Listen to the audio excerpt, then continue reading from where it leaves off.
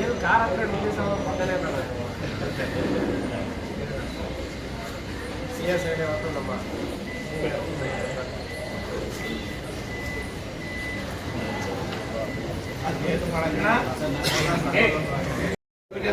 ಎಲ್ಲರೂ ಮುಗಿಸ್ಬೇಕು.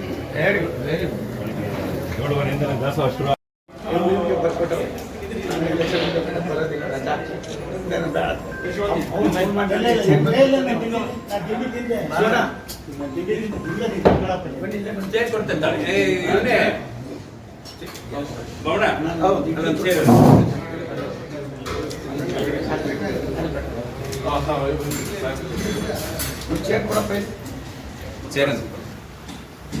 ಚೇರಿದೆ ನೋಡ ಅಂತ ಬನ್ನಿ.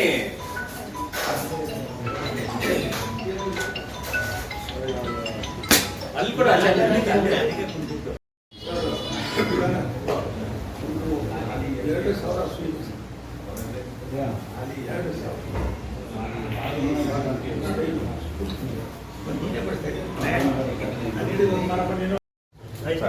ನೀವು ತಿಂಡಿ ಬನ್ನಿ ಬನ್ನಿ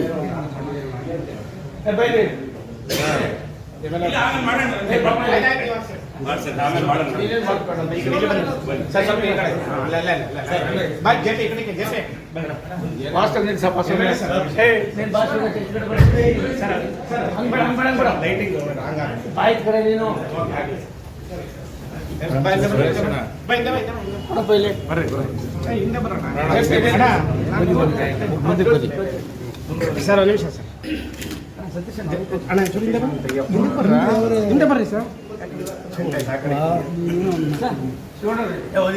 ವರ್ಷ ನಮಗೆ ₹1 ₹2 ಅವೆಲ್ಲ ಬೆಳಗ್ಗೆ ಬಂದು ನಾನು ದೇವರು ಹೋಗಿ ಕುತ್ಕೊಂಡು ಹೋಗೋದು ಎಲ್ಲ ಒಂದು ಕಾಲ ಸರ್.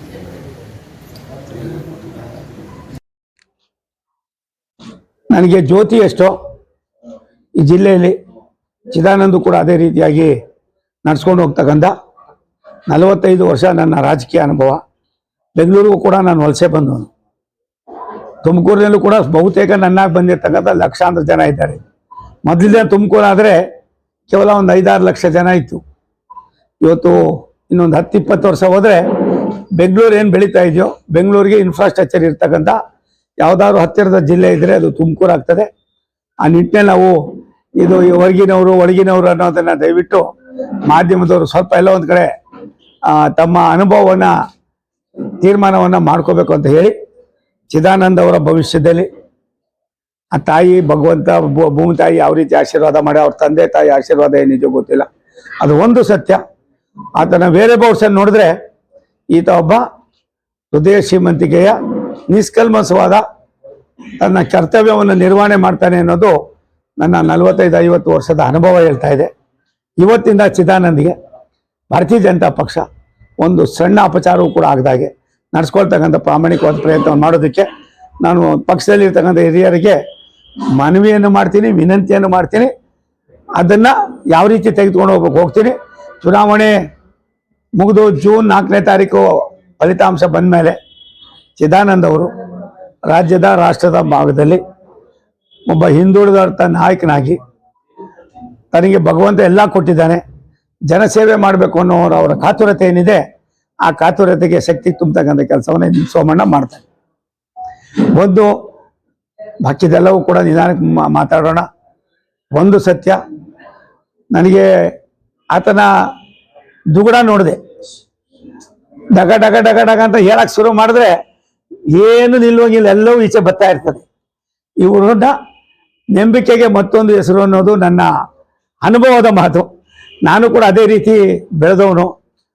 ಯಾರೋ ಇಂದಿನ ಪೂರ್ವಗ್ರಹನ ತಲೆಯಲ್ಲಿ ಇಟ್ಕೋತಾರೆ, ಅವರೆಲ್ಲರಿಗೂ ಕೂಡ ಭಗವಂತ ಇನ್ನೊಂದು ರೂಪದಲ್ಲಿ ದೊಡ್ಡ ಮಟ್ಟಕ್ಕೆ ಹೋಗೋದಕ್ಕೆ ಸಹಕಾರಿ ಮಾಡ್ತಾನೆ ಅನ್ನೋದಕ್ಕೆ ಅವರ ಇತಿಹಾಸವನ್ನು ನಾನು ತಿಳ್ಕೊಂಡೆ.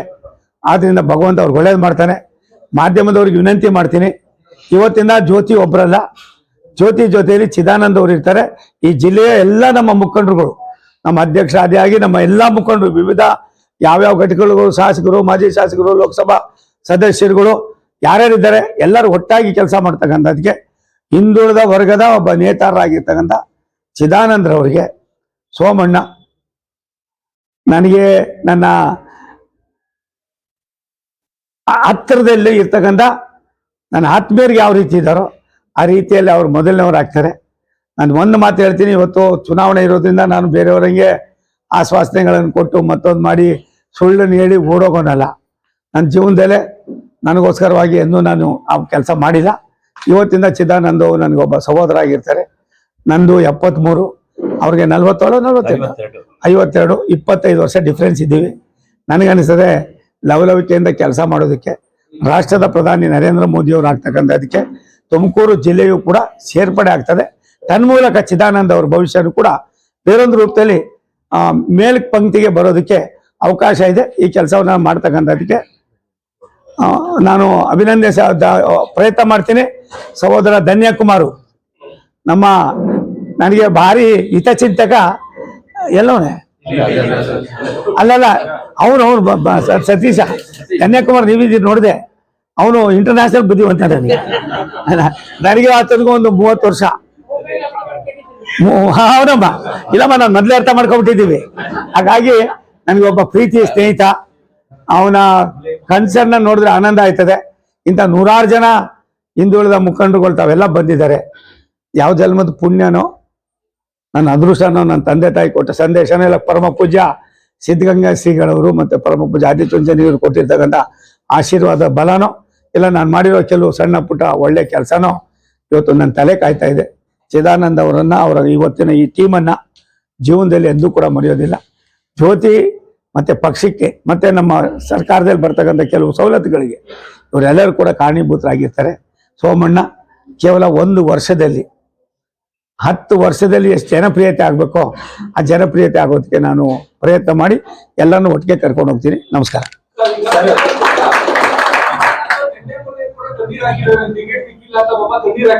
ಯಾರು ಸ್ವಾಮಿ? ಚಿದಾನಂದು ನನ್ನ ತಮ್ಮ ಅಂತ ಹೇಳಾಯ್ತು, ಅದು ಮುಗಿದ ಅಧ್ಯಾಯ. ನಾಳೆಯಿಂದ ನಾನು ಒಬ್ಬ ಒಂದು ನಿಮಿಷಪ್ಪ, ನಾನು ಸುಳ್ಳು ಹೇಳೋನಲ್ಲ. ಚಿದಾನಂದ ಅವರು ನನ್ಕಿನ್ನ ಆಕ್ಟಿವ್ ಆಗಿ ದೆಹಲಿ ಮಟ್ಟದಲ್ಲಿ ಇರ್ತಾರೆ, ರಾಜ್ಯ ಮಟ್ಟದಲ್ಲಿ ಇರ್ತಾರೆ. ಒಂದು ನಿಮಿಷ, ನಾನು ಭಾರಿ ಸಾರಿ ಕಣ್ಣೀರು ಹಾಕಿದ್ದೀನಿ. ಆದ್ರೆ ಒಂದ್ ನಿಮಿಷ ತಾಳಪ್ಪ, ಇಲ್ಲಿ ಸ್ವಲ್ಪ ತಾಳು. ಸರಿಯಾದ ನಾಯಕ ಇದ್ದಾಗ ಈ ಕಣ್ಣೀರು ಒರೆಸೋದಕ್ಕೆ ಈ ಸೋಮಣ್ಣ ಬಂದಿದೆ. ಒಂದ್ ನಿಮಿಷ ತಾಳಪ್ಪ.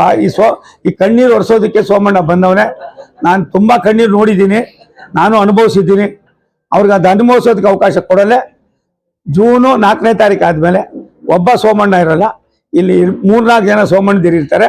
ಇವೆಲ್ಲರೂ ಕೂಡ ಆನಂದ ಪಡ್ತೀರಿ. ಚಿದಾನಂದ್ಗೆ ಇಷ್ಟು ಮಟ್ಟಿಗೆ ಸೋಮಣ್ಣವರು ಲಿಫ್ಟ್ ಮಾಡ್ತಾರೆ ಅಂತ ನೀವು ನಿರೀಕ್ಷೆ. ನಾನು ಒಬ್ಬ ಚಿದಾನಂದ್ ಲಿಫ್ಟ್ ಮಾಡ್ತಾ ಇಲ್ಲ. ಎಲ್ಲಿ ಒಂದ್ ನಿಮಿಷ ತಾಳ್ರಿ. ನೀವೆಲ್ಲದೆಲ್ಲ ನಿಮ್ಮೆಲ್ಲ ಮಾತು ಕೇಳಕ್ ನಾನು ತಯಾರಾಗಿಲ್ಲ. ನಾನು ಮಾತು ಮೊದಲು ಕೇಳಿ. ನಿಮ್ದು ಸಜೆಷನ್ನು, ಡಿಸಿಷನ್ ಅಲ್ಲ, ನಂದು ಡಿಸಿಷನ್. ಏನು ಸ್ವಾಮಿ? ನಂದು ಡಿಸಿಷನ್ನು. ದಯವಿಟ್ಟು ನೀತಿ ಸಂಹಿತೆ ಇದೆ ಅನ್ನೋದು ತಲೆಯಲ್ಲಿ ಇಟ್ಕೊಂಡು ನಾನು ಮಾತಾಡ್ತೀನಿ. ಒಬ್ಬ ಚಿದಾನಂದ್ಗೆಲ್ಲ ನಾವು ಸಹಾಯ ಮಾಡೋದು ಎಲ್ಲ ಹಿಂದುಳಿದ ವರ್ಗದ ಒಕ್ಕೂಟದ ಎಲ್ಲರ ಪರವಾಗಿ. ಒಬ್ಬ ಚಿದಾನಂದು ರಾಜ್ಯ ಮಟ್ಟದಲ್ಲಿ, ರಾಷ್ಟ್ರ ಮಟ್ಟದಲ್ಲಿ ಕೊಂಡೊಯ್ಯೋದಕ್ಕೆ ನನ್ನ ಬುದ್ಧಿವಂತಿಕೆ, ನನ್ನದೇ ಆದಂಥ ಅನುಭವ, ನನ್ನದೇ ಆದಂಥ ಚಿಂತನೆ ಏನಿದೆ ಅದು ಸೇರ್ಪಡೆ ಆಗೋದಕ್ಕೆ ಎಲ್ಲ ಥರದ ಪ್ರಯತ್ನ.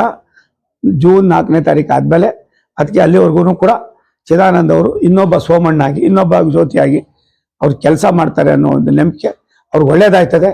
ಈ ಮನೆಗೆ ಬಂದು ನಾನು ಸುಲಭವಾಗಿ ಯಾರ್ದು ಮನೆಗೆ ಎಲ್ಲ ಇನ್ಫಾರ್ಮೇಶನ್ ಕಲೆಕ್ಟ್ ಆದಮೇಲೆ ಬಂದಿದ್ದು. ಒಬ್ಬ ಚಿದಾನಂದ ಒಬ್ಬ ಜೊತೆಲಿ 10,000 ಜನ ಇರೋದು ಒಂದೇ. 10 ಜನ ಪ್ರಮುಖರು, ಬುದ್ಧಿವಂತರು, ಆ ಸಮಾಜಗಳನ್ನ ಮುನ್ನಡೆಸ್ಕೊಂಡು ಹೋಗ್ತಕ್ಕಂಥ ನಾಯಕರುಗಳಿದ್ದಾರಲ್ಲ, ಇವರೆಲ್ಲರೂ ಕೂಡ ಒಂದೊಂದು ದೊಡ್ಡ ದೊಡ್ಡ ಆಸ್ತಿ. ಈ ಆಸ್ತಿಯನ್ನು ಉಳಿಸ್ಕೊಂಡಿದ್ದಾರೆ. ಅದಕ್ಕೆ ನಾನು ಸರಿಯಾದ ರೂಪವನ್ನು ಕೊಟ್ಟು ಅವರು ಫೌಂಡೇಶನ್